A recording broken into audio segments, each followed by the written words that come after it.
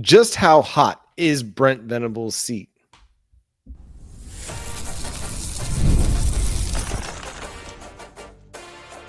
You are Locked On Sooners, your daily podcast on the Oklahoma Sooners. Part of the Locked On Podcast Network, your team every day.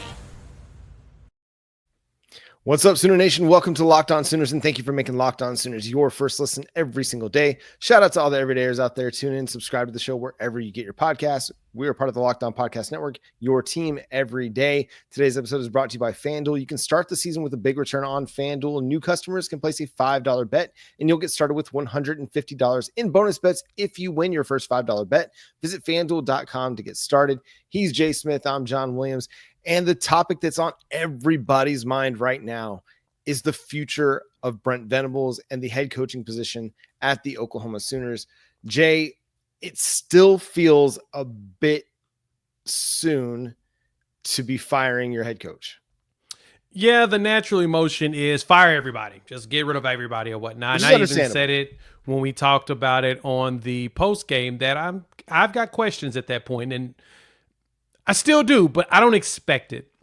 Mainly because I don't expect that we're actually going to reset us once again as quickly as we did, right? Is there a Kurt Cignetti out there in the G6 that anybody will want to go after? Do we have a head coach out there that's undefeated in G5 play, G6 play that everybody wants to get their hands on? I don't know, but Cignetti was very good down there. And if the Sooners had tried to hire him in the beginning, y'all would have lost y'all's mind because he came from James Madison. Just FYI. Y'all would have flipped out on that.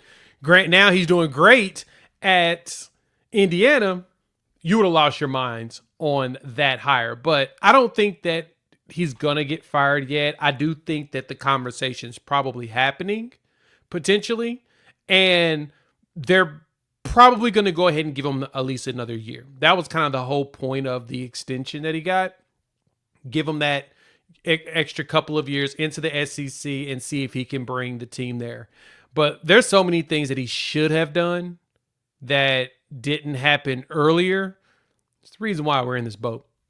Yeah, the vote of confidence that Billy Napier got this past week from the AD, well, Joe Castiglione gave that to Brent Venables in the offseason with an extension that puts his buyout sitting at $44.8 million. Let's just call it $45 million just to make it sound a whole number. They're not firing Brent Venables right now. I'm frustrated. You're frustrated. The fans are frustrated. The players are probably frustrated. Everybody's frustrated about where this thing is headed right now. I don't think anybody anticipated that it would be this bad. And not just that Oklahoma's lost games. It's just that the way they've gone about losing games is not what anybody would expect, just how turnover prone that they are. For as much as Brent Venables talks about protecting the football, the coaches preach protecting the football. They've got a team that cannot protect the football, an offense that struggles to protect the football. And it goes beyond Jackson Arnold. Deion Burks, obviously his first game back, maybe just not completely locked in yet, but he fumbles on a third down conversion. That really hurt your team. That killed your drive, obviously. And that's the part of this whole situation that's so disconnected is Brent Venables is preaching it. The offensive staff is preaching it. It's not coming together. And maybe just the guys on offense just aren't good enough right now. And you've got some younger talent, but your quarterback situation is not working out. And obviously the offensive coordinator situation didn't work out, and Brent Venables kind of has to stand on all that because he made all these decisions, right? He decided not to over pursue to get Dylan Gabriel to come back. He decided to hire Seth Luttrell. He was part of the offensive line evaluations, I guarantee, in the transfer portal. And here we are. This is what we're living with. Yeah, we're living with, and we're listening to it, and we're being all a part of it. And of course, none of us want to deal with that. You know, we would like for this situation to not be what it is, but unfortunately it is what it is. It is what it is. And so for Brent Venables, the big thing now is really what comes after the season. If anything, if we talk about today, like I know fans want to hear about today and what's going to happen. Ain't nothing going to happen knee jerk that y'all want. Yeah, he's not getting fired. what needs to happen is that we need to be very, very, very competitive against Alabama and LSU. And we have a chance. We've done pretty good defensively in the SEC so far. And so we're going to need to be very competitive in these last two games. And if we're very competitive these last two games, I think that we will, that will help lead us into next season. The biggest problem, though, is the offense has to figure out something. And we're not going up against just weak defenses. The LSU's has been questionable the last few games, but Alabama's ain't. They're going to come at you. Now, the good thing is that Alabama's run defense has not been the best, but they're not bad. We're just going to have to figure out running the ball a lot better. And we'll talk about that in the next segment. But for the most part, when it comes to this next game, as we'll prepare over the next 2 weeks for it, because luckily we got a bye week. We can mark ourselves safe from this weekend. Go ahead, just put the little marker up. Put it on your Facebook account. I am marked safe from Oklahoma football this weekend. Because we get a bye week. You get to just enjoy football. I'm probably going to go out for a nice dinner and sit down and watch the games. But in all seriousness, there's not going to be the change that everybody wants immediately. Like today. We'll find out what the changes are right after Thanksgiving. Because then you'll get ready for National Signing Day. Teams will be done figured out who's making the playoffs. And then at that point, whatever hire you're going to try to do, you're going to try to get something going to where either they're willing to leave their team early, in which that's not a good sign. You kind of don't want to hire somebody that's willing to quit on their team. When it comes to like playoffs, bowl game's different because that's when you're ready to see the next game, the next year's team on display. But if you get a team that's just in a bowl game, then yeah, you'll probably see a job offer come out and you'll see somebody probably accepting it. Because I know that agents are probably having conversations today. Oh, yeah. We know that those conversations go on early because Lincoln Riley was having those conversations months before he ended up leaving Oklahoma for USC. Months. Exactly. Or at least his representatives were having those conversations. Let's get the verbiage right. It's an unfortunate situation. But I do think that Joe Castiglione and Joseph Harris will give Brent Venables the offensive coordinator hire. They'll give him one more chance to get this offense right.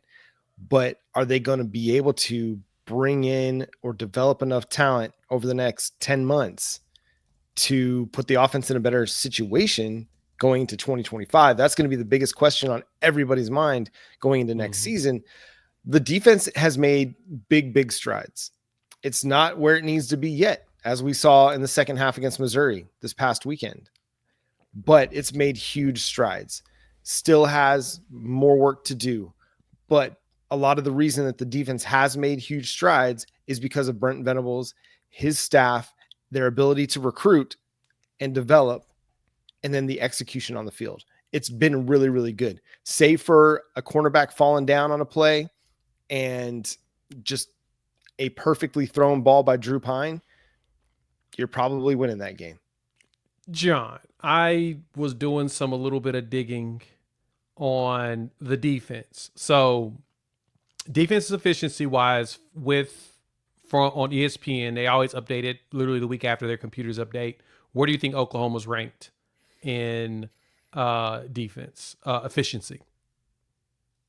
I'll say number 4. Ooh, wow. You're way higher than I would have anticipated. No, we are, though, number 12. Okay. In defense efficiency I'll take it. Which is pretty darn good, right? So let's talk raw numbers real quick. Defense-wise, as far as the total defense, and this is average giving up defense per game, where do you think Oklahoma ranks? Oh, I want to say 25th. Wow, you're good. 24th in the country. Where were we last year? We were like 49th. In total yards? Oh, like in points per game. Sorry. In total yards, I want to say like 70, 60? 79. 79. Yeah. We were giving up 389 yards per game last year. This year, we're giving up 319. That is 8th in the SEC. And it's mainly because of pass defense. Where are we in raw numbers, average per game in pass defense? That one's pretty low. Yeah, I'm going to say 95th. 56. Okay. I was way. And then run, we're tied for 17th. Yeah. At 109 yards. Only get up 210 passing yards per game, 109 rushing yards per game. That's a massive jump that we didn't expect out of this defense. I did. But the funny thing is, you have a competent offense, those numbers go up. Because you're not giving up as much anymore. Right. Even if you have an offense that's taking care of the football a little bit better, it looks a little bit better because you're not giving them an opportunity on your side of the 50 to drive short fields. So things are heading in the good direction on defense. This offseason is going to be huge for the offense. You can't afford a lackluster offensive performance one more year. It's just, as defensive minded as you are, you're still responsible for the offense, and it's got to get better. 100%. One thing that's improved is the run game over the last few weeks, whether it was Javonte Barnes or Xavier Robinson. We've started seeing signs of life with the running game. We'll discuss more about that coming up next here on Locked On Sooners.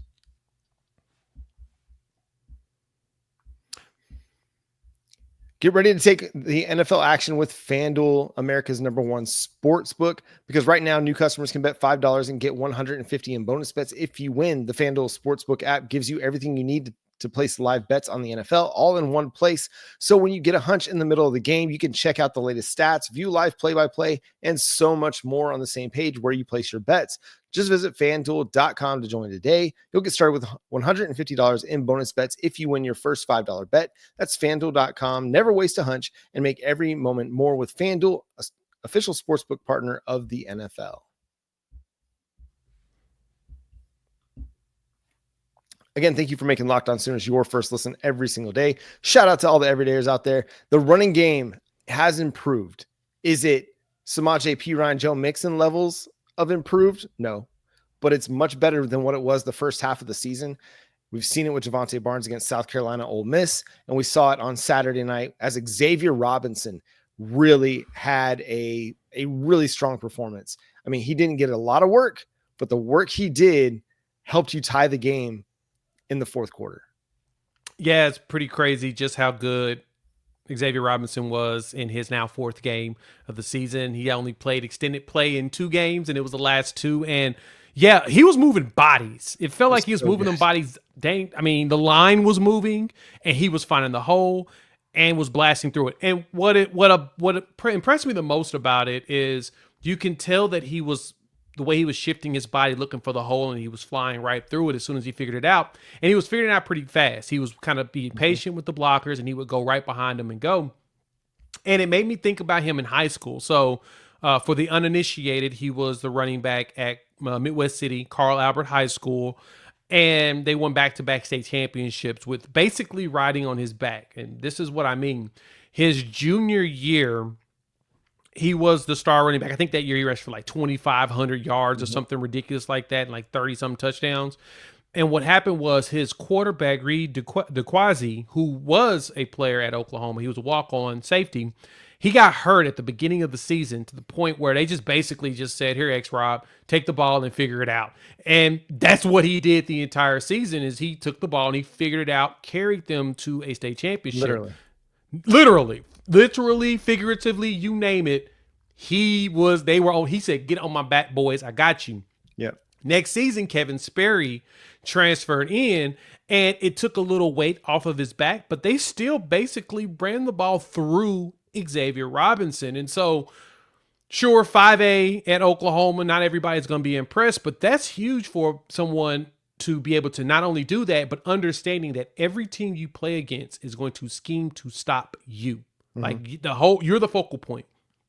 He looked like that in those runs against Missouri, John. Xavier looked like he knew that they were going to try to load the box up some to stop him, because when they saw his size, they're like, who is this dude?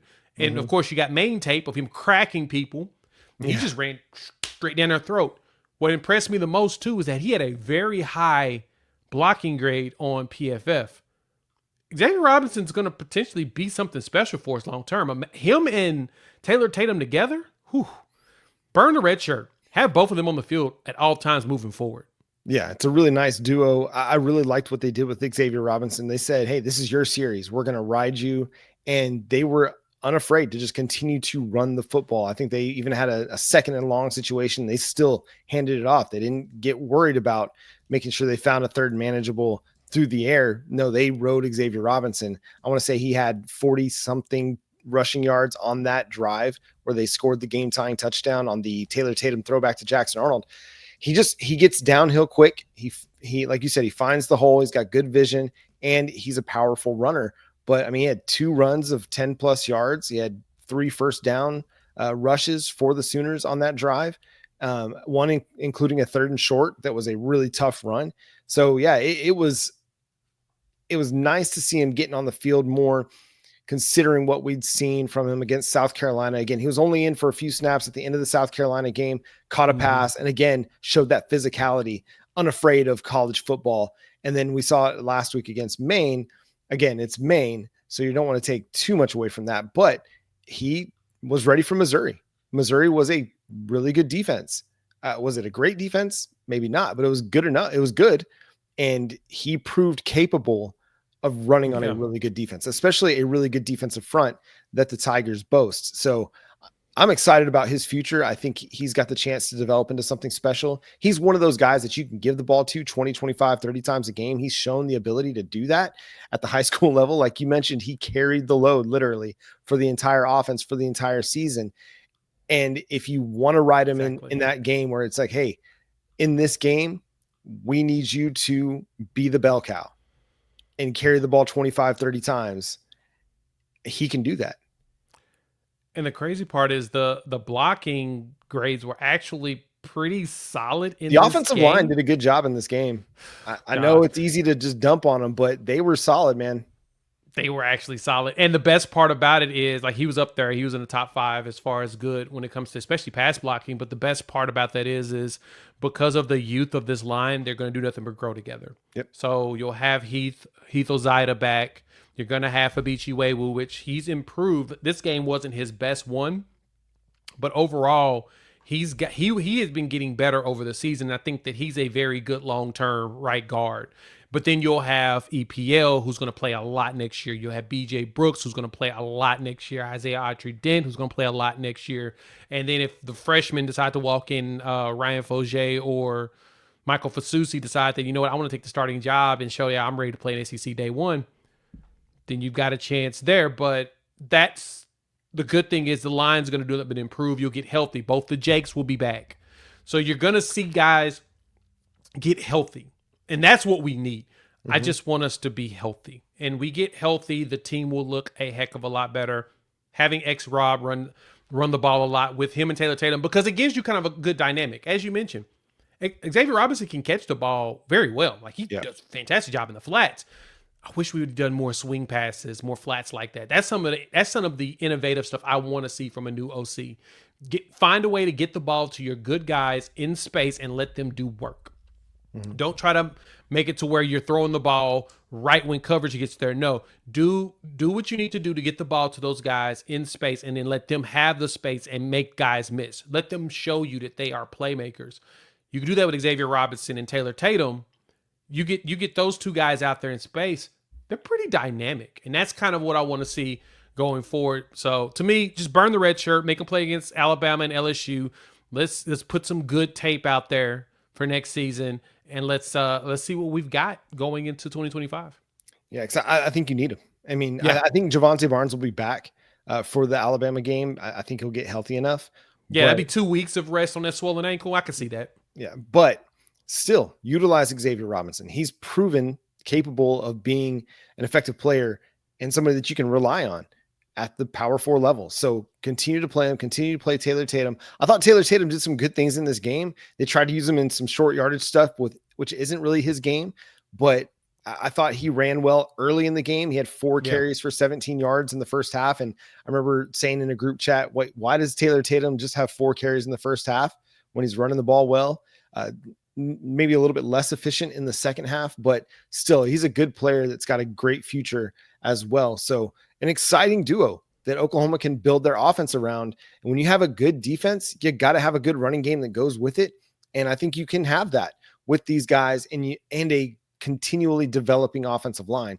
It's just got to be, like you mentioned, healthier. And that's one of the parts of the Brent Venables discussion that maybe we didn't touch on, is this offense has been so battered by injuries at the offensive line, at wide receiver, at running back, that it's hard to get a great evaluation of what this offense is because you don't have everybody that you expect to have. Now, that being said, the guys that you have that are playing have to be better and can't kill you in the way that they've killed you with turnovers and things like that. So continually develop your offensive line with Xavier Robinson and Taylor Tatum toting the rock behind them and the guys that they've got coming in the 2025 class. And I really like the direction of the run game moving forward. Okay. So who should play in the final 2 games? Which seniors should play? Who should sit? We'll discuss coming up next here on Locked On Sooners. Our friends over at 5 Hour Energy know that being a passionate fan isn't just a hobby, it's a way of life. And it takes a lot of energy to power through all those tailgates, touchdown celebrations, and terrible, terrible endings to games. Which is why they've created Stand the Fan 5 Hour Energy Shot with a special flavor called Fan Fuel. The energy shot made just for super fans like us.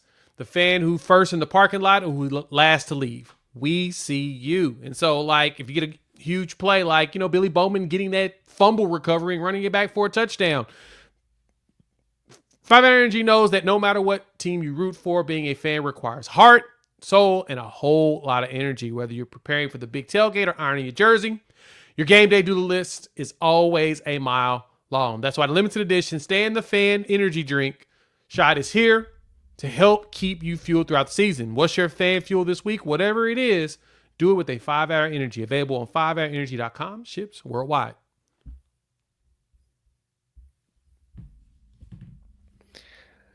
Again, thanks for making Locked On Sooners your first listen. I kind of cut Jay off there on the FanDuel or 5 Hour Energy shot. My fault there, man. Did not expect that. But the Sooners, man, they have an interesting dynamic at play over the final few weeks of the season. They've got some guys that are kind of on that borderline redshirt situation, but they've got some seniors who, like a Jalil Farouk, who could come back for one more year. Yeah. Do you rest him? Do you let him just go ahead and get fully healthy going into the offseason? What's your take on this, Jay? So if you have anybody that can come back next season, as far as like the red shirt situations, sit him. Like Farouk, he needs to sit. He did not look 100% against Missouri. He looked like he caught the pass and never came back in afterwards. Go ahead, red shirt him. He's done for the year. Give him time to rest that foot. It's been, he had surgery, 8+ weeks, and it looks like he's just still trying to get going. Go ahead and sit him. Same thing, honestly, Deion Burks, sit him. Yeah, you can convince him to come back next season. Yeah. Sit him down. I think that's probably the thing that makes the most sense. But then when you look at the defensive side of the ball, you've got Woody, you've got Billy, you've got Danny. And if you want me to be honest, they need to play those games. And the reason I say that is this is your NFL tape now. This is probably the best NFL tape you can get out of any games this season. You're going up against 2 teams full of dudes that are NFL caliber players, guaranteed. And so if you close out the end of the season with a really good performance against 2 really good offenses that have NFL players on both sides of the ball, you have now cemented yourself as an opportunity to get drafted a lot higher than expected. So Danny Stutsman, Billy Bowman, Woody Washington, all of them need to play. And same thing with Des Malone. All of them need to play in these last 2 games. That way they are propelling themselves when it comes to their NFL draft stock. Because if we somehow sneak a W out of one of these games and gets us bowl eligible, then you can play your young players in the bowl game and they can really get some meaningful minutes. But for these last 2, they've got to play. Yeah, you're going to need them. I mean, if you want to finish the season on a high note, even with a couple moral victories by playing some games close, you got to have your veteran leadership available to you. And you know that they're going to want to play those games. I just don't imagine Danny Stutsman, Billy Bowman sitting out. They're just too competitive of football players to want to sit out. And the defense takes their cues from those guys. They follow those guys. So I don't think that you're going to have to worry about people deciding, hey, I'm done for the season. I'm not playing anymore. On the offense, I think it's more just about health than it is about anything else. Mm-hmm. You got a bunch of guys that are dinged up, banged up. Listen, if they're not 90%, don't worry about playing them. Just let them get fully healthy, get ready for the offseason so they can start training and developing for next year. Because you don't want to have an offseason where guys are just battling injuries all offseason long. You want to have guys going into the offseason healthy and ready to go. So, yeah, they need to play. And I think it would be an unfortunate testimony of where the program is if those guys were to sit. Yeah. I don't think that's a part of the discussion at all. I don't think those guys are even thinking about it. It's not even a consideration for them. They wouldn't have come back if they were about that. They wouldn't have come back for 2024 if that was at all in their mind where they wouldn't finish the season. No, they're for this team. They're going to be on the field when they face Alabama. They're going to be on the field when they go down to Baton Rouge, and they're going to give their everything. I mean, they both played 74 snaps against Missouri, 100% of the snaps. Stutsman had 19 tackles. Billy Bowman had a great fourth down stop on an NFL caliber wide receiver, a top 15 selection in next year's draft. So they're still giving their all every single snap out there. And I expect them to do the same in the final 2 weeks. No, I totally agree. And like you said, we need them. We're going to need the energy. We're going to need the pump. We're gonna need the motivation. We're gonna need them to continue the leadership to push these guys and get them to want to really, really buy in. You have to do it. There's no reason not. You have to do it. You desperately need them out there to help motivate, especially on the defensive side. We get so deep into these games, and you can see the exhaustion kicks in, and it's when you start to see the lapses of judgment and plays not working out the way you want. So for Brent Venables and Zach Allen, it's going to be heavy on motivating these guys to build up that resume. Don't go out there and be a hero. Go out there and be in the system and help everybody else be in the system. That way you're not needing any heroes to try to win games. You just got guys out there that are balling together, doing everything that they're supposed to, and then boom, you either keep games close or potentially win. The goal here is to keep the games as close as possible. As close as possible. If you can keep these games within a score, cover the spread, teams are going to look at you and say, all right, they're not going to quit, because if that's anything you know about the NFL, you're going to probably lose a game. I mean, shout out to Kansas City Chiefs. They figure out how not to, but you're going to lose some games. And you got to get used to that. I mean, I know Trevor Lawrence, when he got into the NFL, he lost more games in his first season than he did his entire career from high school and college. That's the different reality you get when you go pro, especially if you end up getting drafted high. Now, luckily, it sounds like Stutsman is a first round late in the 20s. He's probably going to go to a team that's a playoff caliber. Detroit. So losing is not going to be as bad. Oh, God, that would be amazing and awful at the same time. I like him in Tampa Bay. My Bucks could use him, but I digress. I mean, the Cowboys could use him, but I don't think they'll take somebody at linebacker in the top 10. Because they won't take anybody that high. No. Yeah. You're exactly right. They're going to probably have to go for a quarterback. Shedeur Sanders, you are a Dallas Cowboy. He just – why you got to do that to me? He just – no, Shedeur's great. Don't get me started on it.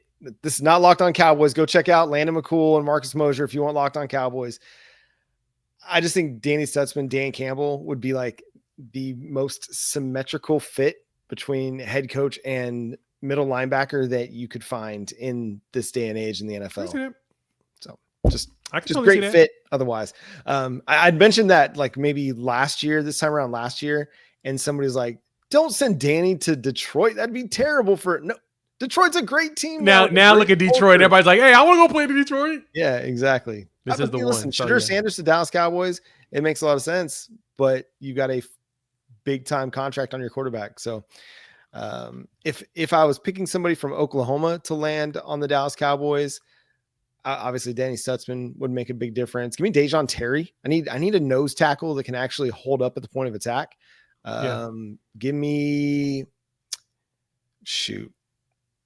that's about it. That's really all I can say right now, because I think they need a lot of help otherwise defensively. Yep.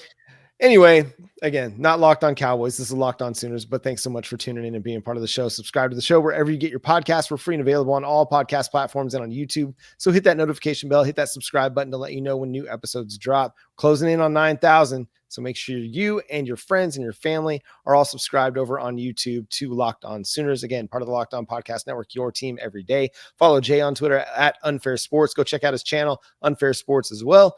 You can follow me at John 9 Williams. You can read my work covering the Sooners over at SoonersWire.com. You can also follow the show on Twitter, TikTok, Instagram, and Facebook at Locked On Sooners. But until next time, he's Jay. I'm John Boomer Sooner.